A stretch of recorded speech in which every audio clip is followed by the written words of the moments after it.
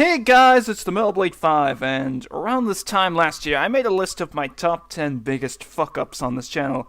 And when making that list, there were a few fuck-ups I considered, but just didn't make it, along with making a ton of more stupid mistakes since then. So, for once in my life, I'm actually taking a page from Watch Mojo's book and doing another top 10 fuck-ups to address these mistakes and how stupid I am. The criteria for this list is exactly the same as the first one. I've had to have made some sort of dumb mistake or error in any one of my videos, regardless of the category, in which I was 100% at fault. I'm also not including any fuck-ups that I have already covered in depth, since it would be redundant, as well as being something I can talk about to some degree, rather than just saying, I was wrong, here's the correction. And now I'm already out of things to talk about in the intro, just because everything I said at the beginning of the first list also applies here. So with that, it's time that I covered even more of my most idiotic moments. Sasuke's Name. Just thinking about this mistake makes me cringe. In my Why Mighty No. 9 Sucks video, when I covered how a lot of the characters are voiced by talented voice actors despite the voice acting being shit, by showing who they have also voiced. One of the obvious ones that I mentioned was that Beck was voiced by Yuri Lowenthal, whose other roles include Sasuke from Naruto, but I didn't call him Sasuke. I called him Sasuke. What the fuck was I thinking? The origin of that atrocious attempt at pronouncing Sasuke's name came from how you pronounce vowels in the Japanese language, which is used in anime, and what I use when trying to pronounce Japanese names. A is pronounced A, E is pronounced E, I is pronounced E, O is still pronounced O, and U is pronounced as U. So, when I saw the name upon looking up Yuri Lowenthal's other acting credits, and due to the fact that I've never watched Naruto, I just used the vowel pronunciations to hopefully get it right with Sasuke. And then I found out how you actually pronounce his name and instantly felt so embarrassed by it. But what's worse is that even following the vowels, I still didn't pronounce it right, since the last syllable in his name should be K rather than Ki. What makes this even more worse is the fact that I know of anime characters whose names also end in S-U-K-E, in which the U is silent. So why the fuck didn't I think of them when trying to pronounce Sasuke? Plus, I could have just looked up the pronunciation instead of being a lazy ass and trying to come up with it on my own. And I could have also just not mentioned Sasuke at all, but I thought, hey, Naruto's a super famous anime, so a lot of people are going to relate to the fact that one of the characters voices Beck, which was the same mindset I had when mentioning the other Naruto and anime roles for the other voice actors, when instead I should have just been like, if you can't pronounce it, don't use it. Granted, I acknowledge the fact that I mispronounced Sasuke's name in my response to DBX, but my god-awful attempt at doing so still bothers me to this day. Trunks' hair color. Continuing on with my stupidity on anime characters, we have something even stupider than mispronouncing a foreign name. Hair color. In my response to Noggin and Birdkeeper Toby's Who is Ash's Father theory, I countered their point on saying that Silver couldn't be Ash's father since his hair is silver rather than black, by pointing out how there are plenty of cases in anime where hair color doesn't follow real-world genetics. For this argument, I used Trunks from Dragon Ball as an example, since he was the first case of this that came to my mind, considering how his hair is purple, and his parents are Vegeta and Bulma, who have black and green/turquoise hair respectively. However, as one person in the comments pointed out to me shortly after uploading the video, Bulma has a dad named Dr. Briefs, and this is what he looks like. He has purple hair! So I guess in the world of anime, purple is a recessive gene that just skipped a generation in Bulma's family.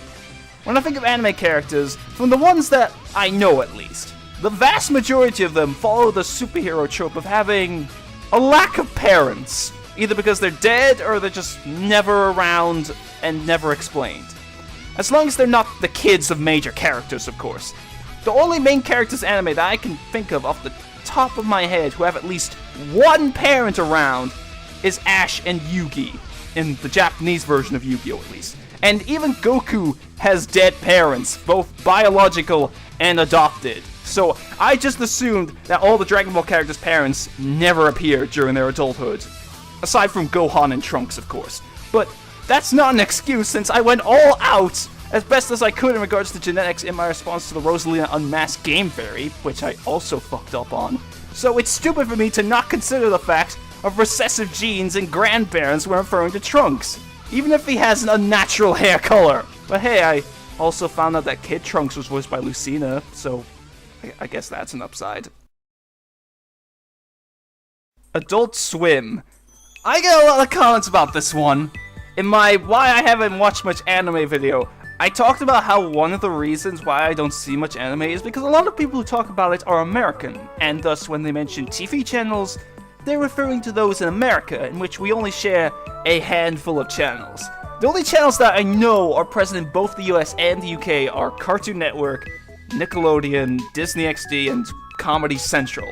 Now, the most common location I hear about anime from on TV is the block called Toonami, which airs on Adult Swim, in which I said that I was unsure if we had that channel in the UK. But as many people told me, Adult Swim is just Cartoon Network at night. But the thing is, I actually sort of knew this. It's just that I thought Adult Swim left Cartoon Network some time ago and became its own separate channel. But still, a bit of research would have helped rather than being a lazy ass for the third time in a row when talking about anime. I saw this video on the top 10 worst cartoon redesigns, and one of the entries on that list was the host of the Toonami block, Tom. And I could have sworn that they mentioned Toonami separated from Cartoon Network, but me still hearing about it on Adult Swim made me think that in turn, Adult Swim separated as well. Plus, what added to this is that when I was on holiday in California back in 2015, I thought I saw Adult Swim come up as its own channel when scrolling through the channels on the TV. Although this could be me misremembering since the hotel's TV was filled with nothing but news and sports channels, or getting it mixed up with Comedy Central, since when I think of that channel I instantly think of South Park, even though I don't watch it, which has very mature humor. But still, as far as I'm aware, Adult Swim is just Cartoon Network at night now. Although, I don't think that necessarily helps my issue of anime, since when I hear about Adult Swim nowadays, all I hear is Rick and Morty, which I also haven't seen, rather than anime. And even then, I don't think I could gain access to the TV at night, since my parents hog it with crime dramas and Game of Thrones. Meanwhile, I'm just stuck with trying to watch all of Breaking Bad. Glasgow is the capital of Scotland. Yeah, this is one of my more embarrassing fuck-ups. In my If the UK was a Pokemon region video, when I was talking about Scotland, I of course had to mention the capital city, since that makes the most sense to become a city within a game. But according to this self-entitled asshole, the capital of Scotland is apparently Glasgow. It's Edinburgh. I always get the two mixed up on which one is the capital, since they're both major cities within the country. Whenever you ask anybody to name a Scottish city, they're the first two that come up. And they both get referred to a lot in the news. And the fact that they're located pretty close to each other doesn't help. So as such, there are plenty of times in which I initially think that Glasgow is the capital of Scotland. It only occurred to me when editing the video that I thought, wait, is it Glasgow or Edinburgh that's the capital? In which a quick Google search will tell you that it's Edinburgh. Now, to be fair on myself, for one thing, this isn't the only time that I get the locations of Scottish cities mixed up, since I almost always think that Dundee is in Australia, solely because of Crocodile Dundee. But when it actually depended on me to get the capital city right for the video, my stupid fucking mix-up thingamabobber in my mind made me think that it was the other city. I'm pretty sure that a lot of you are thinking, well, since you're British, this is obviously a really stupid fuck-up, since it makes it look like you don't know your own country. But it gets even worse than that. I've been to Glasgow once myself! So I should have gotten an idea that it wasn't the capital from that, but also, I'm actually part Scottish, so I've effectively become an insult to my ancestry by not properly knowing the country that one part of my family originated from. Why am I an idiot?! You know, now that I think about it, one good thing came from this fuck-up. I finally have a way of remembering that Edinburgh is the capital of Scotland. When thinking of Scotland, I'll just think about this slip-up over haggis, bagpipes, and referendums in order to remind myself what the capital city is. At least I can pronounce Glasgow right, though. In Glasgow, Scotland. Okay, so for this entry, we're going over something a bit more unique. Something that I like to refer to as the Forgetful Three. 3 characters that I meant to bring up in one video each, but completely forgot to when the time came to actually do it. First up, we have Wario. In my Smash Bros. Character and boss inaccuracies video, I meant to show every playable character that was confirmed at the time, and the bosses' differences between their own game counterparts and their portrayal in Smash Bros. But in one of the comments on that video, someone asked where Wario was, in which I checked the video, and realized that I completely skipped him by accident. I had made a list of inaccuracies for Wario at the time, just like of all the other characters in that video, but when it came to putting all the images together, I forgot to include Wario's. And I even had an image of the roster to make sure that I would place every character in the correct order. Granted, I did rectify this in my second inaccuracies video where I covered the remaining DLC characters, but that was over a year after the first part. I was actually intending for this to be in my original top 10 fuck-ups, but the reason why it wasn't was because I forgot. Again. For the second character, it's Crobat. In the first part of my top 10 favorite Pokemon, when going over my honorable mentions, I forgot to include Crobat in that section when I was intending to do so. I did include an annotation addressing this, but still, Crobat is a memorable Pokemon for me, because I really like its design, and when I used one in my team in Soul Silver, back when I only used Pokemon that I thought looked cool, I was pleasantly surprised to find out how good it was for the final evolution of such a common Pokemon. It's incredibly fast, and starting with Gen 4, it learns a lot of good moves. And now for the final member of the Forgetful Three. In my second Q&A, one of the questions was if there were any supervillains I felt were underrated. And again, I intended to talk about a villain that I've always felt has been underrated, but completely forgot when making the video. Killer Moth. He's a Batman villain, who acts as kind of an evil counterpart to Batman, since he uses various gadgets, and even has a Mothmobile, in which he's hired by other criminals to help them escape. However, because of the fact that his costume is very goofy, he's commonly portrayed as being a dumb villain. For example, my introduction to Killer Moth came from an episode of The Batman, where Penguin attempts to assemble a supervillain team against Batman, Robin, and Batgirl, in which Killer Moth is one of those villains, but he's treated like a complete wimp. Well, until the end of the episode where he turns to fucking Mothra! But when I found out what he actually does in the comics, I thought it was a cool idea to essentially have a villain for hire, a bit like an evil Luke Cage. So I feel like he's had such wasted potential over the years. Plus, his only appearance in the Arkham games was a bio in Arkham Asylum. I kind of hoped that he would have appeared in Arkham Knight, considering that Man-Bats, another Batman villain I find underrated, did. But it wasn't meant to be. Batman vs. Iron Man. Another one of my more embarrassing fuck-ups which still haunts me to this day. Back when this was recent, I received a lot of criticism for this, and looking back on it, I completely understand why. In my top 10 death battles I would like to see, Batman vs. Iron Man was number 10, and tons of people talking about how that matchup is such a huge stomp for Iron Man. Now, I have covered this before in the past when I made a follow-up video going a bit more in depth of my reasoning for all the entries, so you're probably wondering why this made the list. Well, you haven't heard the whole story. But first, let's just recap what I already explained. My logic behind the suggestion was primarily because I just wanted to see Iron Man in Death Battle, since he hadn't appeared in the series at the time, and every other Marvel vs. DC battle at that time had pitted a hero against another hero and a villain against another villain. So when thinking of opponents for Iron Man, I solely thought of other superheroes. And the only one that made sense to me was Batman, because of all the existing similarities between the two.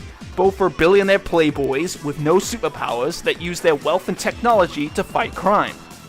Then eventually Death Battle pitted Iron Man against Lex Luthor, which is a much better matchup since it isn't a massive stomp.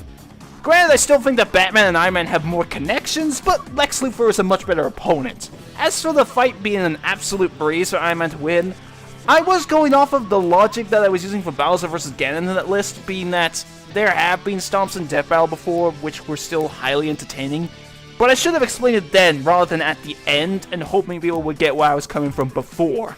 Plus, At the time, I thought that Iron Man calling in other suits would count as outside help, which is against Death Battle's rules. And I was also thinking about the cryptographic sequencer from the Arkham games, potentially allowing Batman to hack into Iron Man's suits to reduce the gap a bit. What's worse is that in the list, my only reason for why the battle was number 10 was just because Batman had already appeared twice in Death Battle, rather than acknowledging how much of a pushover he would be.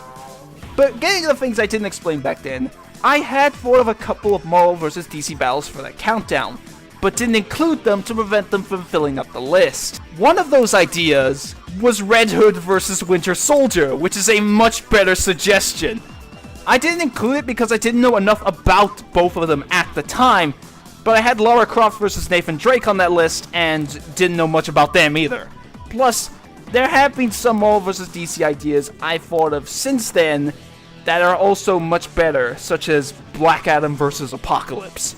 Lastly, at the time, I didn't know the capabilities of Iron Man's Endosim suit, and it didn't cross my mind, even though that suit would make Iron Man's victory even easier. That entire countdown was shit, but this is the most obvious thing that's wrong with it. The only good thing that came from this fuck-up was that Screw Attack didn't listen to me, and instead we got Iron Man vs. Lex Luthor, which is actually one of my favorite death battles. There's one other entry on my countdown that was also shit, but I plan on rectifying that in its own video. The animals are stated to not be X-infected. I kick myself every time I think about this. In my response to Game Theory's Metroid's Hidden Threat Theory, where MatPat claims that the animals from Super Metroid and Metroid Fusion are actually X-parasites, I presented a lot of evidence and counter-arguments to show how that's very likely not the case, but there was one crucial piece of evidence that I completely missed.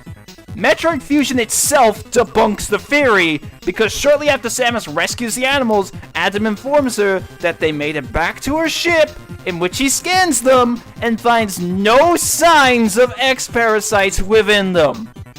On paper, this doesn't sound like too big of a fuck-up, since while I have played Metroid Fusion myself, I don't remember a lot of the cutscenes and dialogue very well, so I just forgot that this cutscene existed, but it gets worse. Before I made the response, I saw people in the comments of the original video point out how the animals are stated to not be X-infected. And I even looked up a playthrough of Metroid Fusion where I clicked on the part where the animals are saved and went straight to the very next cutscene that plays after that point, which isn't the one where Adam says they aren't infected. So I just assumed that those people may have been misinformed or that it was a misconception, which is why I didn't mention it. But after uploading my response, one of the videos that came up on the sidebars was another response to the theory, which actually showed the cutscene in question and made me feel like an absolute tool. Then shortly after, I had people saying, I'm surprised he didn't mention the animals being stated to be X-free. And to add further salt in the wound, at another part of my response, when I came up with an explanation for how the animals could have not been infected after Samus frees them, which was that they are located near Samus' ship, so they could have just sprinted towards it using the Decora's speed and the Edakun's athletic abilities to avoid the X-parasites and make it to the ship in time, with me also saying they appear in Samus' ship at the end of the game, so they must have entered it at some point. Even though there is a cutscene that not only debunks the entire theory, but simultaneously shows when they entered the damn ship. Now you could argue that this isn't necessarily a fuck-up in the sense that it doesn't really detract from any of my points in the response. But still, I should have done a better job of trying to find that cutscene and then building the script around knowing that and the build-up to it. Plus, it makes it look like I haven't played Metroid Fusion when I have, which could have potentially resulted in the whole, well, you haven't seen this, so that automatically makes all your points invalid, even if what you say actually does happen, like what I still get from people in the response to the Elsa and Anna are not sisters film theory. And it's not like I've ever avoided using evidence that destroys a theory in its entirety, because I've done that with game theory since the beginning, with how I pointed out that MatPat mentioning Peach and Rosalina originally being intended to be related to each other completely destroys the Rosalina mask theory, since it shows that the developers dropped that idea and that isn't the case. Again, why am I an idiot?! Shadow of Memories reviews. I hate myself for this. I really do. In my top 10 worst video game reviews list, at number 7 I had all the reviews for Shadow of Memories, or Shadow of Destiny as it's known in the US, in which they were all positive. But when I saw this game for the very first time, I thought it was one of the stupidest and most convoluted games I had ever seen. Just because of all the ridiculous time traveling shit you had to do. For example, to avoid your killer from hiding in a tree, you go back to 1580, not 1850 like I said in the video, and prevent the tree from being planted in the first place, rather than just moving out of the way. Anyway, I was confused as to why this game got positive reviews when it's so dumb to me. However, the way in which I worded the entry in my countdown made it sound like I was saying the reviews were bad simply because I disagreed with them, which wasn't what I intended. When I was talking about all the stupid things that this game does, in contrast to the reviews saying that the story is great, I meant for it to be under the context of, these reviews don't explain why the story is good, so to me, I can't understand why they think that when the game is just so needlessly convoluted to me. But of course I didn't explain this at all in the video, which made it look biased. When I was editing the video, I only then realized that my wording that entry was poor, but the reason why I didn't edit in any Arial text, since I've heard that's apparently such a massive problem, was because I hoped that everybody else would have understood where I was coming from. Big surprise, they didn't. And I don't mean that in a negative way towards the viewers, I mean that as in, of course they didn't get that because I didn't state it. As such, I've gotten a decent amount of criticism in regards to this entry, with people saying that it goes against my criteria, and that I come across as some know-it-all, which is all deserved. In hindsight, I should have actually added that text, or hell, even an annotation, rather than just letting me know what I meant when making the video cloud my judgment, and make me not see that anybody who doesn't know what I mean would obviously not understand my full reasoning behind that entry. I hate my life. Now I just want to stay away from this game as much as possible. Also, going off topic here, I hate how the only interesting and memorable music track I can find of this game on YouTube is only a minute long, so I have to keep looping it over and over again in order to take up the entire entry, since it gets so repetitive so quickly. Liking Shadow is unpopular. Okay, so this fuck up doesn't bother me as much as the previous one, but I hear about it much more often, which is why it's higher. In my unpopular opinions video, one of the longest sections of the video is me explaining why Shadow is my favorite Sonic character. But then a lot of people started commenting that liking Shadow is not an unpopular opinion.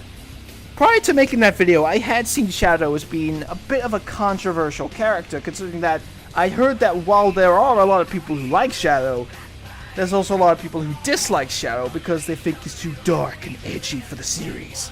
But even when I said this in the comments, some people stated that they had honestly never heard of that viewpoint before. I clearly remember hearing some YouTubers state that overall the Sonic fanbase possesses mixed feelings from Shadow, and I have a faint memory of seeing several comments of people disliking Shadow over things such as Shadow the Hedgehog. Plus, the partial influence for why I included that in the video was because, while there are plenty of people who like Shadow, I've never seen anybody say he's their favorite Sonic character, so I still went with it being an unpopular opinion. But like with Shadow of Memories, no pun intended, I should have explained this in the video itself. And getting back to the people that don't like Shadow, I should have actually tried to find examples of people who hate him, rather than just making the claim that there's a lot of Sonic fans who would prefer it if he wasn't around. Furthermore, my exact memory of people hating Shadow is so fuzzy that it would have been much better to look into it rather than just assuming that it was fact. Although this is coming from the guy who frequently forgets every exact thing he said in a lot of his older countdowns, so I'm never sure on anything anymore. And on the subject of this part of my unpopular opinions video, I made another fuck up related to Shadow. When I mentioned how the people who dislike Shadow come primarily from Shadow the Hedgehog, I said it was a terrible game.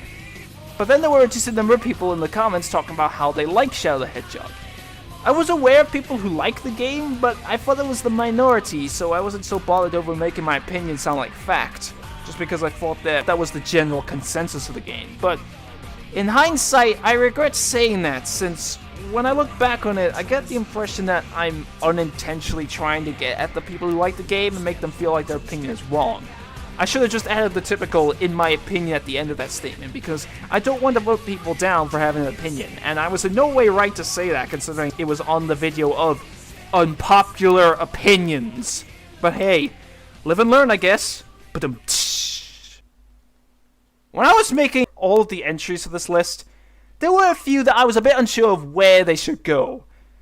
But this fuck up was one of the few that had always stayed in its spot. at number 1. This is simply because it's probably my most well-known fuck-up, which I have never addressed before, aside from a tiny mention in my top 10 popular games I've never played, due to the fact that in the comments section of the video in question, people are so vocal about this, and I still get comments about it to this day. Not including Sans' Nest in the top 10 worst game theory videos. The amount of comments I get over this is insane. He forgot the worst one ever. Well, it is at least in the top 5. It's Sans' Nest. Nest's Sans is even worse. Sans equals Nest is also a shit theory. The one about Sans being Nest is so stupid and not correct, it hurts. Sans' Nest. Sans' Nest. Sans' Nest. Sans' Nest. Sans' Nest. Sans' Nest. Sans' Nest. Sans' Nest. Sans' Nest. Sans' Nest. Sans' Nest. Sans' Nest. Sans' Nest. Sans' Nest. Sans' Nest. Sans' Nest. Now, as to why I didn't include the Sans' Nest theory in the list, well, I think some people forget that I was only including theories that I had seen, but that isn't a good argument considering that I had actually seen this theory before making the video. The reason why I didn't include Sans' Nest was simply because when I saw that theory, I honestly didn't think it was that bad. Like, I did have issues with it, such as the fact that in Earthbound, it's never stated what happens if organic matter is used in the phase distorter, and the question of why Ness would use it while being fully aware that organic matter should not be used, as well as the postures of Papyrus and the Starman not matching up at all, with another question being that why would Ness call random Starman, you know, the enemies, his brother, and why would they have a skeleton when they're robots? Of course, I didn't believe the theory, but even with its faults, I didn't think it was problematic enough to make it onto the list. Plus, I felt more passionate about covering the theories that actually made it on the list, due to a combination of involving games I know much more about, since I've never played Undertale, and due to possessing more serious flaws like the Pyro's gender theory. However, the fact that I haven't played Undertale also links to why this is such a fuck-up. Because of my lack of knowledge on the game, I was completely unaware of a lot of other flaws with the theory that were present within Undertale itself, until I saw several videos talking about the theory. For example, MatPat states that Sans possesses knowledge of the surface world, which suggests he once lived there, when in fact prior to the game's events, monsters lived on the surface with humans. Papyrus's battle body, in which case MatPat used it to link with him being a Starman, being just a party costume that he never took off, and even minor things like Sans being left-handed, while Ness is right-handed. This made me feel so stupid for not including the theory on the list. Even with the issues I already noticed, it would have probably still been worth it to include, even if we would have another animals are not X-infected situation. The only reason why I'm not ever going to cover this theory, aside from this entry just to explain myself, is not only because it's been done to death, but also because MatPat has actually acknowledged that this theory is flawed. So there you have it. Undyne is the Pope. But hey, that's just a theory. A half-baked theory. Hey, at least it's better than Sans' Nest, right? And unlike some people, I don't respond to videos that the creator knows are bad.